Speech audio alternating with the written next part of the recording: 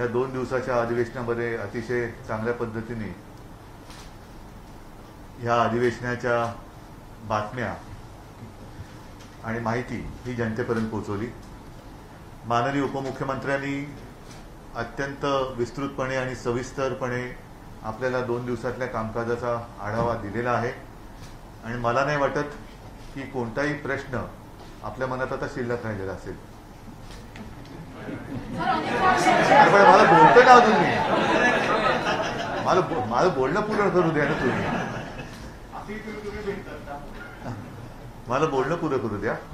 आणि त्या माहितीमध्ये त्यांनी आणखीन एक माहिती सांगितली, ती म्हणजे या विधिमंडळामध्ये सगळ्यात ज्येष्ठ असे थोरात साहेब इकडे बसलेले आहेत। ते सुद्धा मी म्हणेन अवाक झालेले आहेत आणि मी तर अवाक होणं साहजिकच आहे, कारण त्यांना किती ते किती 20, 25, 30 वर्षाच्या कारकिर्दीत 37 वर्षाच्या कारकिर्दीत जो अनुभव पहिल्यांदा आला तो मला पहिल्याच टर्म मध्ये आलेला आहे, म्हणून अनुभवाच्या बाबतीत मी त्यांच्याहून सिनियर आहे। तर काल जे काय घडलं हे किती कोणी काही म्हटलं तरी महाराष्ट्राच्या परंपरेला लाजिरवाणं होतं। ही आपली संस्कृती नाही, ही आपली परंपरा नाही। आणि जेव्हा मी पहिल्या प्रथम या विधिमंडळात पाऊल ठेवलं, साहजिकच आहे आता आपल्या भेटीनंतर उत्कृष्ट संसदपटू त्यांना पारितोषिक किंवा काय पुरस्कार देण्याचा एक कार्यक्रम आहे। उत्कृष्ट संसदपटू हे एक परिमाण आपण ठरवल्यानंतर हल्ली जे काय चाललेलं आहे ते बघितल्यानंतर एकूण कामकाजाचा दर्जा हा उंचवण्याकडे आपला कल आहे की खालवण्याकडे आहे। आपण जी पहिल्या प्रथम विनंती केली मला पत्रकारांच्या वतीने लोकल मधनं प्रवास, तर त्याच्यामध्ये रुग्णवाढ आणि रुग्णवाढ कमी होणं, तसं हा दर्जा वाढ आणि दर्जाचं खालावणं, तर मी नक्कीच म्हणेन की दर्जा खालावत चाललेला आहे। लोकप्रतिनिधींकडनं जनतेची एक वेगळी अपेक्षा असते की का मी तुम्हाला मत देतोय, तर माझ्या आयुष्यामध्ये काही चांगला फरक घडला पाहिजे, बदल घडला पाहिजे आणि तो जिथे घडवला जातो तिथे मी तुम्हाला पाठवतोय। तिथे गेल्यानंतर काल जे काही दृश्य पाहायला मिळालं, खरोखर शर्मेने मान खाली जावी असंच ते दृश्य होतं आणि जबाबदार पक्षाकडनं हे घडलं। जो काही विषय आता तुम्ही बोलता बोलता विचारला की तिकडे 12 होत नाहीत म्हणून आम्ही 12, असं नाही, हे आम्ही घडवलेलं नव्हतं, त्यांना आम्ही काही टोचलं नव्हतं।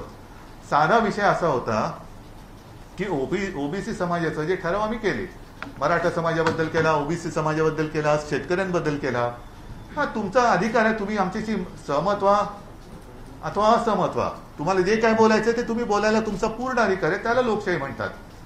पण वेडवाकडं वागायचा, आरडाओरडा करायचा ही लोकशाही नाहीये।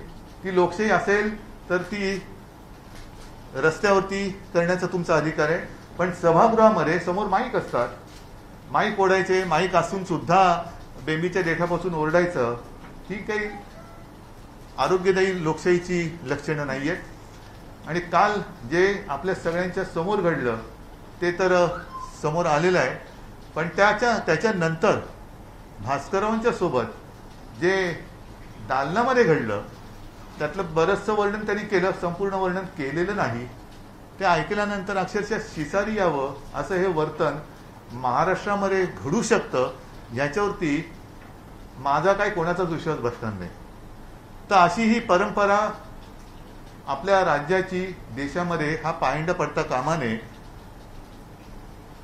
अर्थात हा पायंडा पाडायचा नसेल तर प्रत्येकाने ठरवायला पाहिजे मर्यादा काय, की तिकडे गेला। आज सुद्धा जसं आता अजितदादा म्हणाले की ते मध्ये सदस्य आले, राजदंड काय उचलला, ही पद्धत नाहीये, ही पद्धत नाहीये। आणि म्हणून मला असं वाटतं की मधल्या एका काळात मी एका वृत्तपत्राला मुलाखत देताना, मला वाटतं लोकसत्ता देताना सांगितलं होतं की ही कोविडची जी परिस्थिती आहे, पोस्ट कोविड, ज्यांना कोविड होऊन गेल्यानंतर सुद्धा पोस्ट कोविड ही एक त्रासदायक गोष्ट आहे, तसंच पोस्ट कोविड परिस्थिती आर्थिक काय असेल ती बघितल्यानंतर आज देशातील जनता, जग फार मोठं आहे, जगाबद्दल मला काही बोलायचं नाहीये, पण एक अस्वस्थ आहे की आमचं काय होणार, कसं जगायचं, कोरोनामध्ये वाचायचं कसं आणि वाचल्यानंतर जगायचं कसं.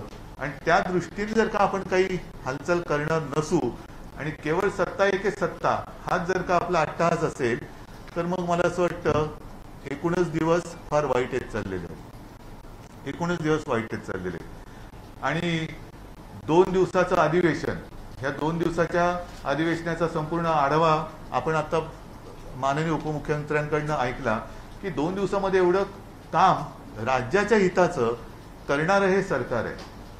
या कामाकडे कसं बघायचं हा सुद्धा याच्या त्याच्या दृष्टीप्रमाणे एक प्रश्न असू शकतो. पण मला एका गोष्टीचं नक्की समाधान आहे की या 2 दिवसामध्ये आम्ही जनतेला आनंदी ठेवणं हा एक वेगळा भाग झाला, पण समाधान देऊ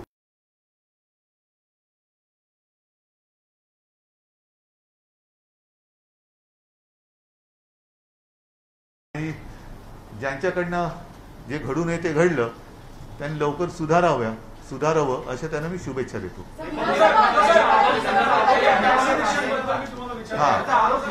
आता प्रश्नाकडे येतो.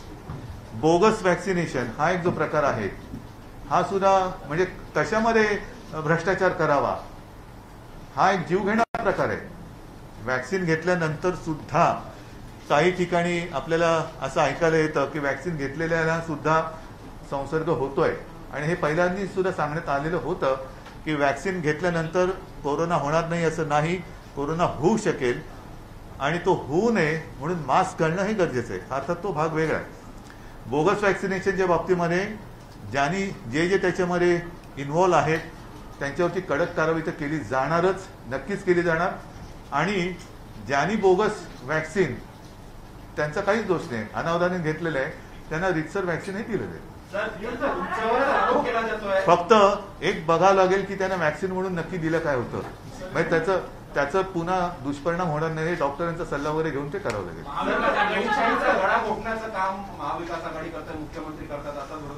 असा गळा कोणी काढला?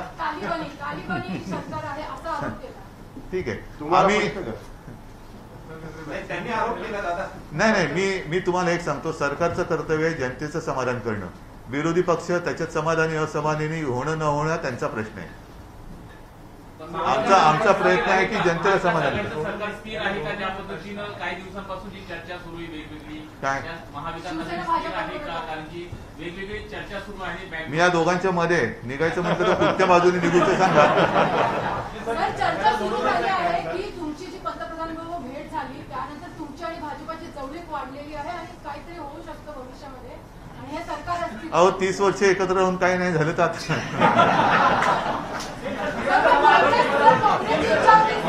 विधानसभा अध्यक्षांच्या संदर्भात या काळात का घेतली गेली नाही असा आक्षेप आहे. मी सांगतो तुम्हाला, माननीय राज्यपाल महोदयांनी मला पत्र पाठवलं होतं आणि त्याच्यात 3 प्रश्न विचारले होते. त्या 3 प्रश्नाची उत्तरं मी सविस्तरपणे दिलेली आहेत. अध्यक्षपदाच्या निवडणुकीबाबत आपल्याला सर्वांना कल्पना आहे की थोडं कठोर नियम हे महाराष्ट्र सरकार नुसतं लावत नाही तर अंमलबजावणी सुद्धा करते आहे. आणि आता हे जागतिक सत्य आहे की साधारणतः 72 तासाच्या आतली RT-PCR चाचणीचा निकाल हा ग्राह्य धरावा असा एक जागतिक आता नियम आहे. आणि तो जर का लक्षात घेतला तर माझी स्वतःची चाचणी मी आदल्या संध्याकाळी रविवारी केली आणि त्याच्यानंतर त्याचा सोमवारी सकाळी मला हातामध्ये रिपोर्ट आला. का केला? आळशीपणा म्हणून नाही, तर साहजिकच आहे, इतर सगळे कार्यक्रम होते आणि त्याच्यामुळे ते करायला मला संध्याकाळ झाली. हे जर मुंबईत राहणाऱ्या माझी म्हणजे मुख्यमंत्र्याची ही जर का अपरिहार्यता असेल तर गावागावातनं येणाऱ्या लोकप्रतिनिधींची सुद्धा चाचणी ते कुठे करणार, कशी करणार आणि त्यांचा रिपोर्ट कधी येणार, तो आल्यानंतर मग राज्यपाल महोदयांना निवडणुकीचा कार्यक्रम कळवावा लागतो. तो कळवल्यानंतर सर्व सदस्यांना तो कळवावा लागतो. त्यांनी मंजुरी दिल्यानंतर, तारखेची मंजुरी दिल्यानंतर, ती मंजुरी मिळाल्यानंतर ज्या दिवशी निवडणूक होणार असते त्याच्या पहिल्या दिवशी मध्यान्हापर्यंत अर्ज भरण्याची तारीख असते. मग अर्ज मागे घेण्याची वेळ असते आणि मग दुसऱ्या दिवशी मतदान असतं. म्हणजे हा साधारणतः 4 ते 5 दिवसाचा कालावधी हा त्याला लागणार आहे. आणि ही परिस्थिती लक्षात घेतल्यानंतर आम्ही राज्यपाल महोदयांना कळवलेलं आहे, ते कायदेशीर आहे की याच्यामध्ये कुठेही संविधानिक अडथळा आलेला नाही. उपाध्यक्ष महोदय तिकडे आहेत, तालिका आहे. ज्या वेळेला ही थोडी परिस्थिती आटोक्यात येईल असं वाटेल तेव्हा सगळी खबरदारी घेऊन आम्ही निवडणूक घेऊ.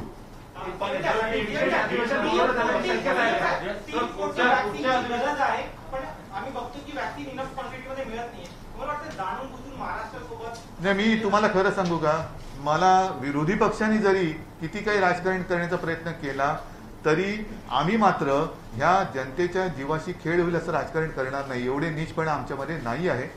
आमची मागणीपेक्षा क्षमता आणि क्षमतेच्या बरोबरीने आवश्यकता. आपल्याकडे आपल्या राज्यामध्ये सर्व वयातली जनता धरली तर एक 12 ते 12.5 कोटी जनता आहे. त्याच्यात लहान मुलं 18 वयाच्या खालील हा 2-3 कोटीचा एक आकडा असेल.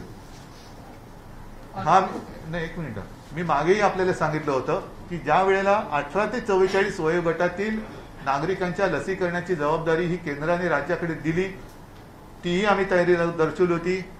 ती साधारणतः 6 कोटी जनता त्या वयोगटातली आपल्या राज्यात आहे. 6 कोटी जनतेला 2 डोस द्यायचे झाले तर 12 कोटी वॅक्सिनची गरज आपल्याला लागणार. ती 12 कोटी वॅक्सिन आपण एक रकमी एका चेकनी विकत घेण्याची ही तयारी आपण ठेवलेली होती.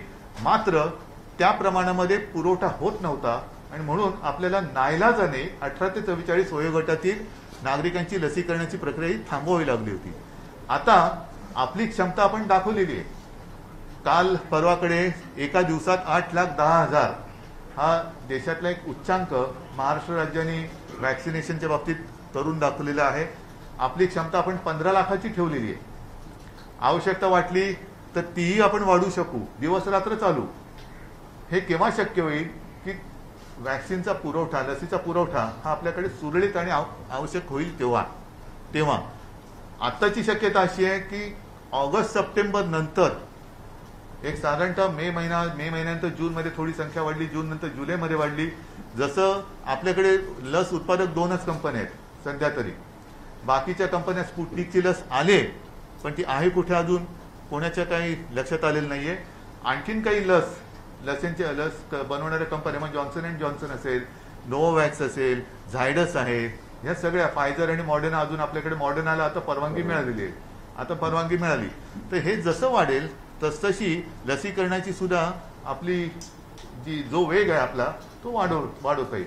आपला प्रयत्न हाच आहे की काही देशांनी बऱ्याचशा प्रमाणामध्ये लॉकडाऊन उघडला. युकेने मात्र वॅक्सिनेशन त्यांचं बरंचसं झाल्यानंतरही लॉकडाऊन पुन्हा वाढवलेला आहे. कारण तिकडे आपल्याकडे ज्या व्हायरसनी दुसरी लाट आणली तो व्हायरस आता तिकडे पसरायला लागलेला आहे, डेल्टा. आणि आपल्याकडे सुद्धा जे मी तुम्हाला सांगितलं की सुरुवातीला ज्यांनी वॅक्सिन घेतलं त्यांच्यापैकी काही जणांना, सगळ्यांचं मी म्हणत नाही, काही जणांना ह्याचा संसर्ग पुन्हा निदर्शनास आपल्या आलेला आहे. माझा एक प्रश्न संसदीय कार्यमंत्र्यांसाठी की जेव्हा आज उद्या विपक्षी बहिष्कार केला, आज दिवसभर तुम्ही हाऊस चालवलं, आज तुमचं लोकप्रिय काय बोलणं झालं का? त्यांना तुम्ही हाऊसमध्ये आणायचा प्रयत्न केला? आम्ही विनंती केली होती. संसदीय कार्यमंत्री म्हणून मी विनंती केली होती की हाऊस चालवण्यासाठी दोन्ही बाजूचे लोक असले पाहिजेत, परंतु त्यांनी बहिष्काराचा निर्णय घेतला होता. पण तुमचं विरोधी पक्षांशी बोलणं झालं का? हो, त्यांनी जशी विनंती केली तसं भास्करराव तालिकेवर आले, तसं भास्करराव तिथं चेअरवर बसून आवाहन केलं की या चर्चा करा, काय अशा गोष्टी घडतात, एवढं ताणायचं नसतं. आता आम्ही पण कित्येकदा विरोधी पक्षात असताना आमच्यातले सदस्य कमी व्हायचे, बाळासाहेबांना विचारा, आम्ही तिथं कामकाजामध्ये सहभागी व्हायचो. नाही, ह्याच्यामध्ये एक मिनिट, ह्याच्यामध्ये मला एका गोष्टीचा अजूनही उलगडा होत नाही. मुद्दा काय होता? केंद्राकडे एम्पिरिकल डेटा मागण्याचा होता. ठीक आहे, ह्याच्यामध्ये नवीन आम्ही काय केलं? जेव्हा आम्ही माननीय पंतप्रधानांची भेट घेतली, तिन्ही पक्षांचे आमचे सदस्य माझ्याबरोबर सोबत उपमुख्यमंत्री होतो, मी तर होतो, अशोकराव होते. त्या 11-12 पत्रांमध्ये हेही एक पत्र आहे आणि मागणी आहे की आम्हाला ह्या माहितीची आवश्यकता आहे. तर माहिती केंद्राकडे आहे 2011च्या त्या डेटाच्या कलेक्शनमुळे, तर ती माहिती आम्हाला मिळावी. नंतर राज्यपाल महोदयांनी सुद्धा हा प्रश्न विचारल्यानंतर त्याने मी हेच उत्तर दिलं आणि त्याने मी विनंती केली की ही माहिती केंद्राकडनं मिळवण्यासाठी आपण मदत करा. आता तोच ठराव अधिकृत मागणीसाठी म्हणून जर विधिमंडळात आम्ही करत होतो आणि केलाच तर त्याच्या चुकीचं असं आम्ही काय केलं आणि एवढ्या मिरच्या झोंबायचं कारण काय? ओबीसी समाजाबद्दल जर का मनात आपल्या द्वेष असेल तर तो द्वेष वेगळ्या मार्गाने आपण प्रकट करू शकत होतात. पण ओबीसी समाजाच्या मागणीसाठी जेव्हा ठराव केला तेव्हा तर यांनी गोंधळ घातला. मराठा समाजासाठी सुद्धा आम्ही जेव्हा ठराव केला तेव्हा तर हे सभागृहात नव्हते. मग नक्की नेमकं यांना साधायचं काय? समजा तो जो काही डेटा आम्ही मागतोय त्यांच्या मते त्याचा काय उपयोग नाही, नसेल उपयोग, पण त्याच्यात तुम्ही हे सांगायला पाहिजे होतं की हे तुम्ही करताय ह्या माहितीचा काही उपयोग होणार नाही, पण जर तुम्हाला वाटत असेल की ह्या माहितीमुळे तुम्ही हे करू शकत असाल तर आम्ही तुम्हाला पाठिंबा देतो. इकडे विषय संपत होता. एवढा अकांड तांडव करण्यासारखा आणि ओबीसी समाजाच्या या त्यांना जिव्हाळ्याच्या विषयावरनं अकांड तांडव करून हे सगळं घडवण्याचं काय कारण होतं? बरं, दुसरी गोष्ट अशी की ही माहिती अजून कोणाला मिळालेली नाही. आम्ही वारंवार काल भुजबळ साहेबांनी अतिशय सुंदर म्हणजे व्यवस्थित पद्धतीने त्याची मांडणी केली की कोणत्या तारखेला काय काय झालं होतं. आता ती माहिती आमच्याकडे तर आलेली नाहीये. सरकार म्हणून अधिकृत मागणी आम्ही केली तरी माहिती नाहीये. मात्र विरोधी पक्षनेत्यांनी जी माहिती दिली ती त्यांना कशी मिळाली? त्यांनी काय सांगितलं की या डेटामध्ये 8 कोटी, देशाचा जर विचार केला तर 8 कोटी चुका आहेत. आणि आपल्या राज्याच्या बाबतीत म्हणाल तर साधारणतः 19 लाख.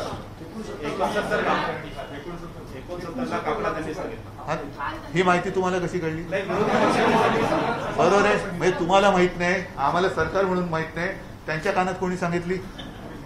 म्हणजे हे गौडबंगाल काय की केंद्राकडे असलेली माहिती सरकारला अधिकृत मिळत नाही, ती मागितली तर वणवा लागल्यासारखं सगळे आगडोंब उसळतो आणि म्हणजे त्यांना त्यांचं भान राहिलं नाही की ह्या सगळ्या गोष्टी आपण करतो त्याच्यात निलंबित होऊ शकतो, इथपर्यंत त्यांची मजल गेली. आणि मग एक पुढचा प्रश्न असा येतो जो भुजबळ साहेबांनी सांगितला की हा डेटा कशासाठी वापरला जातो? केंद्राकडे आहे तो डेटा कशासाठी वापरला जातो?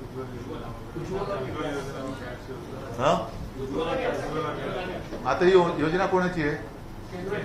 मग 8 कोटी चुका ज्या डेटा माहितीमध्ये आहे त्या 8 कोटी चुकीच्या माहितीच्या आधारे योजना राबवता. मग या योजनेत घोटाळा आहे असं म्हणायचं का? हो ना. मग त्याच्यासाठी चालणारी माहिती त्यांना ओबीसीला आम्ही जो काही विषय सोडवतो त्यांचे राजकीय आरक्षण वगैरे त्याच्यासाठी तुम्ही देत नाही आणि ती मागितल्यानंतर एकतर आग लागल्यासारखे थैथैट करता. त्याच्यानंतर ही माहिती तुम्हीच सांगता 8 कोटी चुका आहे आणि ह्या 8 कोटी चुका ह्या प्रधानमंत्र्यांच्या ज्या काही योजना आहेत त्याच्यात वापरता. मग हा घोटाळा आहे का हा प्रश्न मी माझ्या डोक्यात आला. मी आरोप करत नाहीये. मग ती माहिती तिकडे चुकीची माहिती कशी वापरू शकता तुम्ही प्रधानमंत्र्यांच्या योजनेमध्ये?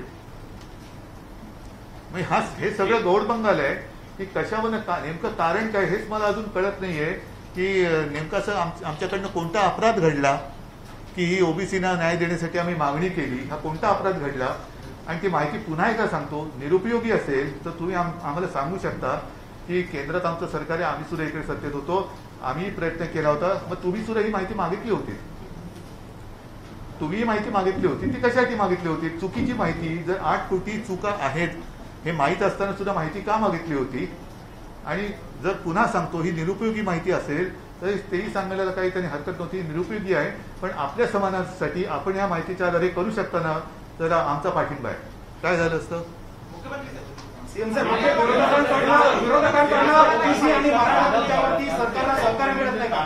विरोधकांकडनं ओबीसी आणि मराठा आरक्षणाच्या मुद्द्यावर सरकारला सहकार्य मिळत नाही का या सगळ्या मुद्द्यावर?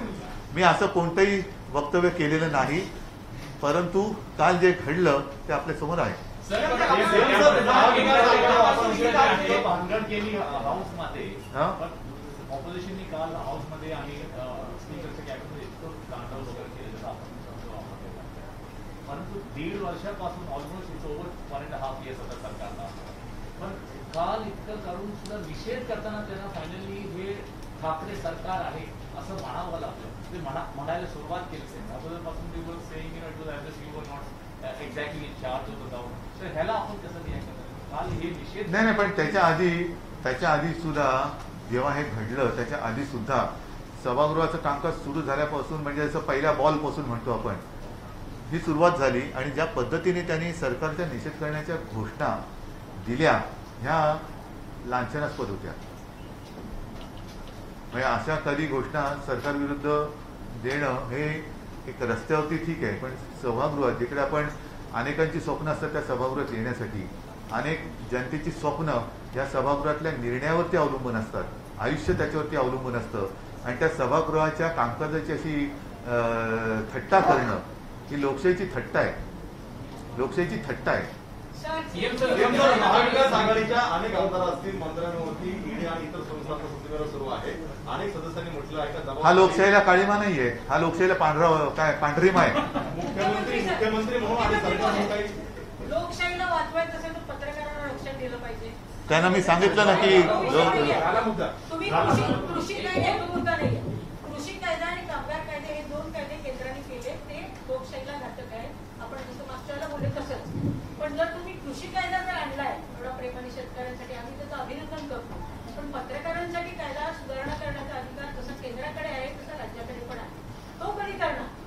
म्हणजे आम्हाला सुरक्षित वातावरणच नाही काम करण्याच्या ठिकाणी बाहेर नसेल तर पालक म्हणून ते काम. अहो सुरक्षित तुमचं सोडा, काल सुद्धा भर सभागृहात जर लोकप्रतिनिधींना धमक्या दिल्या जात असतील तर पत्रकारांची काय करतात?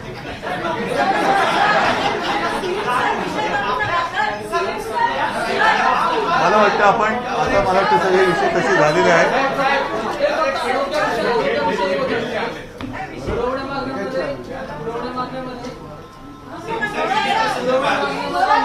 नाही, एकच विषय आरोग्याचा.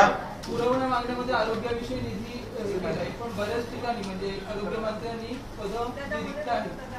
नाही, त्या पदांवरती सुद्धा रिक्त पद सुद्धा भरण्याचा निर्णय आम्ही घेतलेला आहे. अडचण काय येते त्याच्यामध्ये? घोषणा केल्या पण बऱ्याच ठिकाणी ग्रामीण भागामध्ये डॉक्टरांसाठी तरुण पुढे येत नाही. त्यामुळे कोरोनाच्या काळात अगदी ग्रामीण भागातील रुग्णालयांची खूप वाईट स्थिती आहे. त्या संदर्भात काहीतरी धोरणात्मक निर्णय घेऊ शकेल का? आपण ही जी उणीव किंवा कमतरता आहे ना ती भासून नाहीये, म्हणून जे काय करता येणं शक्य आहे आपण ते करतो आहे. आरोग्यविषयक आरोग्य खात्याची कोणती पदं रिकामी ठेवायची नाही तसं सरकारने घेतलेला आहे निर्णय. परंतु आपण जे बोललात की त्या आवश्यकतेनुसार लोक पण मिळाली पाहिजे. बरं ठीक आहे, चला.